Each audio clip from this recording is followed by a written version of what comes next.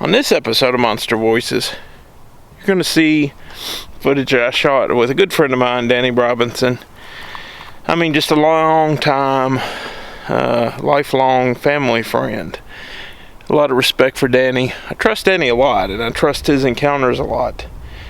You're going to see me getting to go out with him on his land. You're going to hear him tell stories, and it's really good stuff. So enjoy this episode.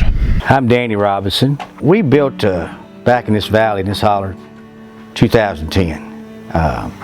Previous to that, there'd been no occupation in this holler for probably 30 to 35 years. And we moved in right before Christmas, 2010. So our first year would be 2011, you might say. Hadn't really noticed anything out of the ordinary. I'm a hunter. I didn't hunt that past year because of the building process. But in March of 2011, my wife and I had been in church. We came in and it was a pretty day, and she said, why don't we go for a walk back up in the woods behind our building, that part of the farm which we hadn't been on much at all. I said, sure. So we go for a walk, and she finally said, Danny, said, come here and look at this. So I turned and looked, and there was this cedar tree that was, oh my goodness, it was pretty big around tree, and it was very alive. I mean, you know, and something had shred the bark off of it. And my wife is about 5'10", and we have some pictures somewhere I need to find that she could stand and reach her hand straight up in the air, and this bark was shred off higher than she could reach, all the way around the tree. The odd thing was, the bark was gone. It had shredded off, and the bark wasn't there. A few places in the tree was more like a claw mark, but nothing, wasn't just really tore to pieces. There was some scant there on the ground. I didn't even think about it. I mean, I'm still in awe, like, well, what's tore this tree up like this?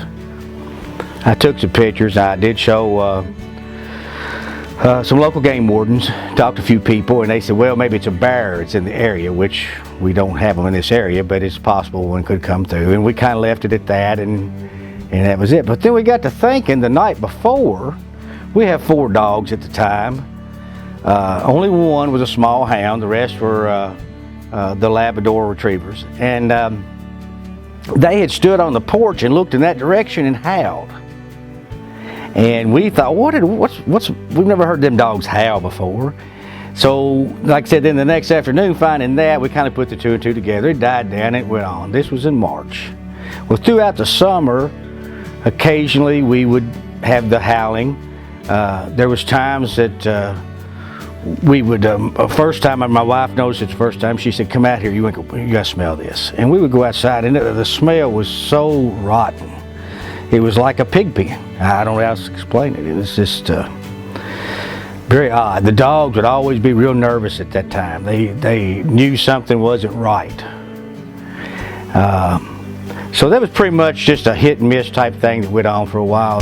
Anything could use it. Anything could use it. I mean, deer, cows, and it's been here so long that it's a natural passage. Yeah, so to them, it ain't nothing but part of the habitat. Exactly. And you can see the writing is usually at the end. Yep. Okay. They won't go in that far. They won't go that far. You can see the turn in it. Oh, yeah.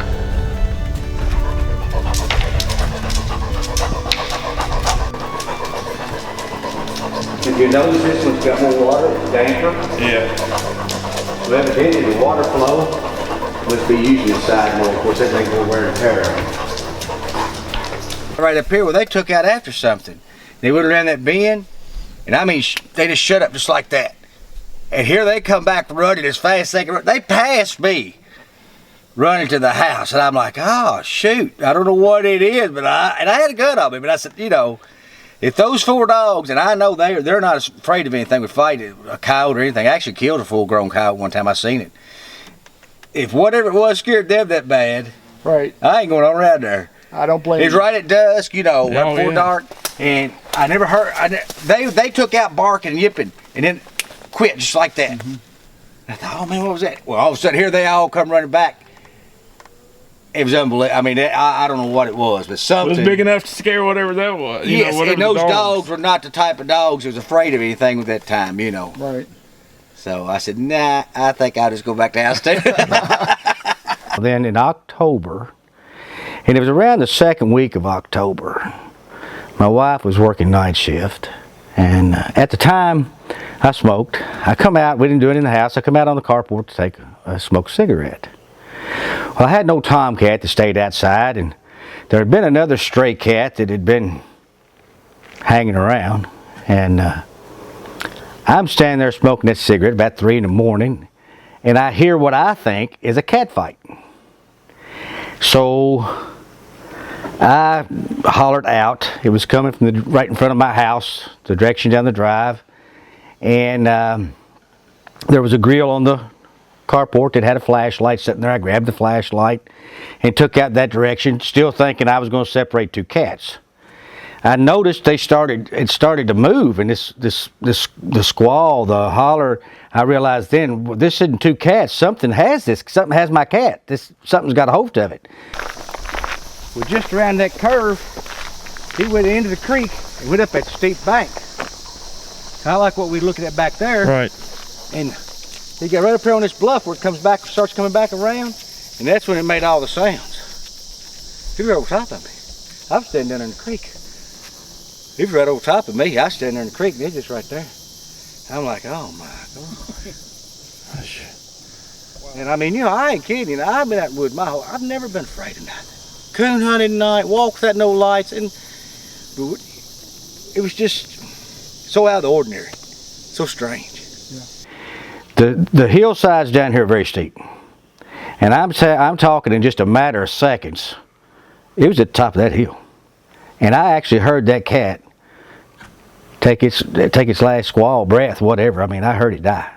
Well, once I realized the cat had died, and I mean, I just got quiet. I had a light on, but this, whatever it was, it come back up on this bluff right over top of me practically, because it kind of hangs out there, and between me and the house, and it got to making. It was a growling sound, like a low growl. I don't know if you ever heard a dog or something make a low growl. It was doing that, and then it got to more of a roof, roof, almost like trying to bark in a way, maybe, or something, but yet it wasn't a loud bark like a dog does. But then the third thing was what really throwed me, because I could have said on the other two, coyote, making those type of noises, you know, the growl, the almost bark or whatever.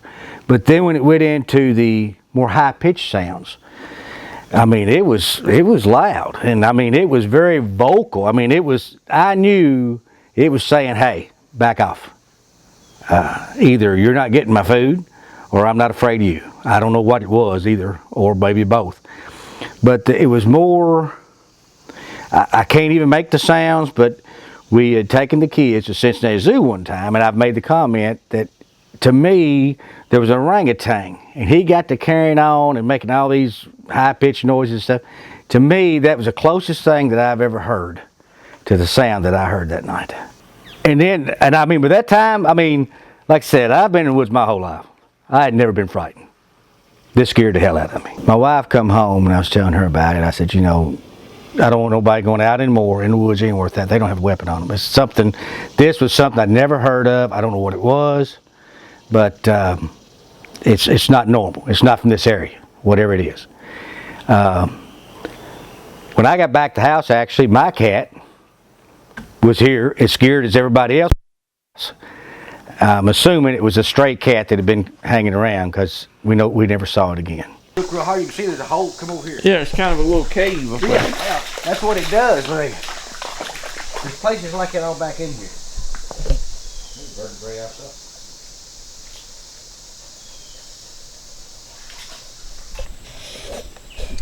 It is a bigger tree. That's not a deer, by no means. That stick down there, let's see. Here. There you go. Yeah, it's a... Give you an idea how big.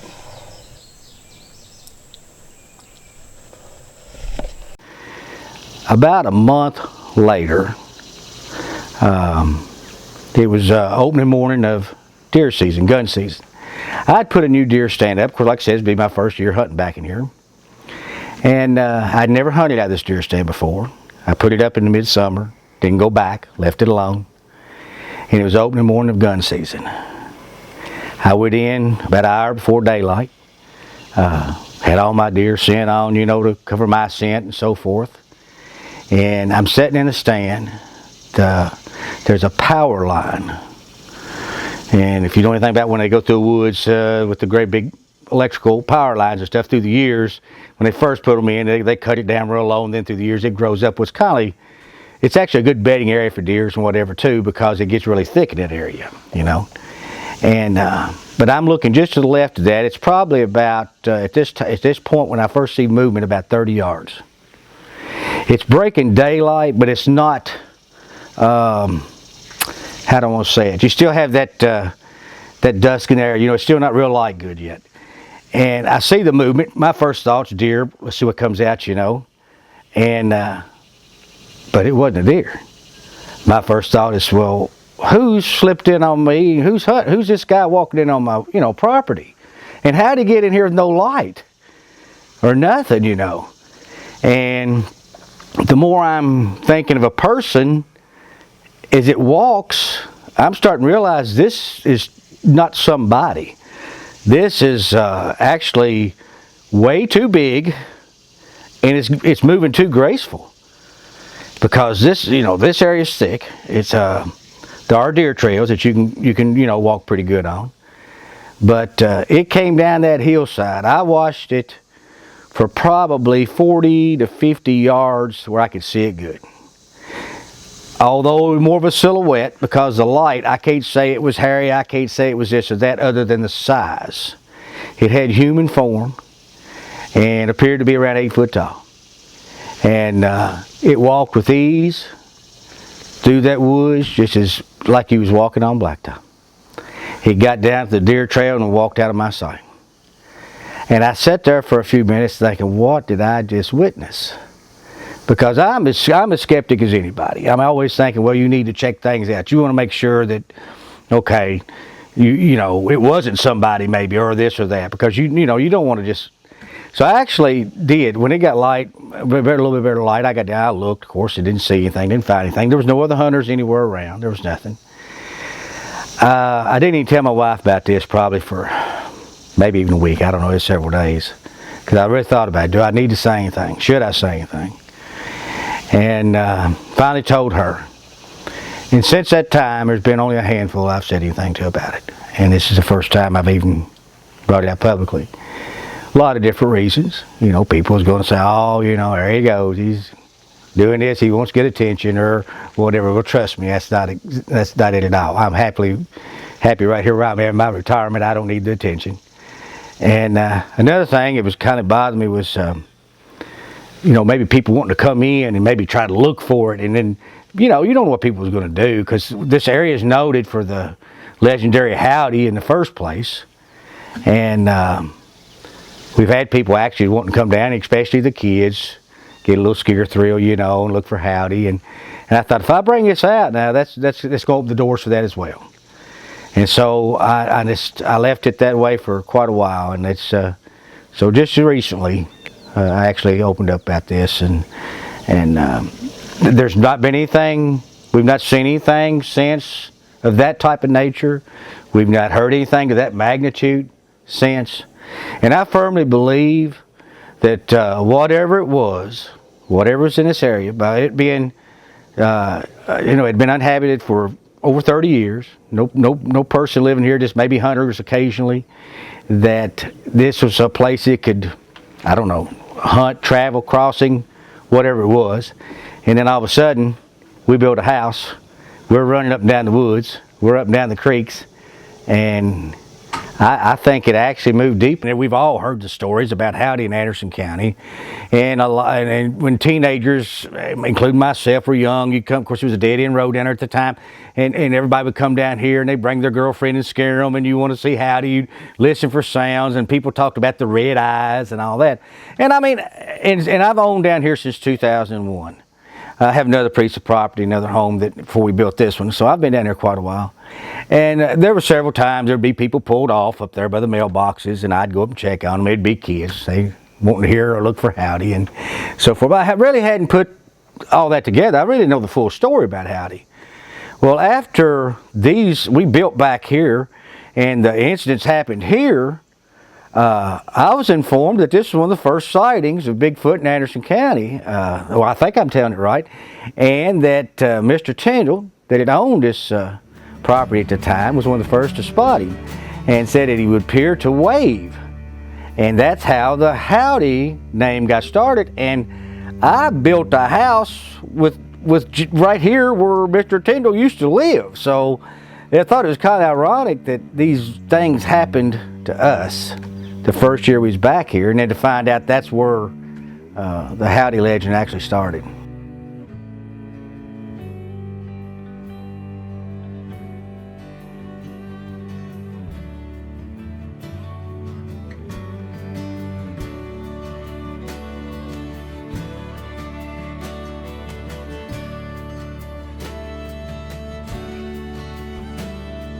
I hope you've enjoyed this episode of Monster Voices.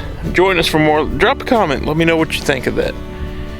And remember, the monsters are not always in your head or under your bed. They're everywhere. Thanks for watching, guys.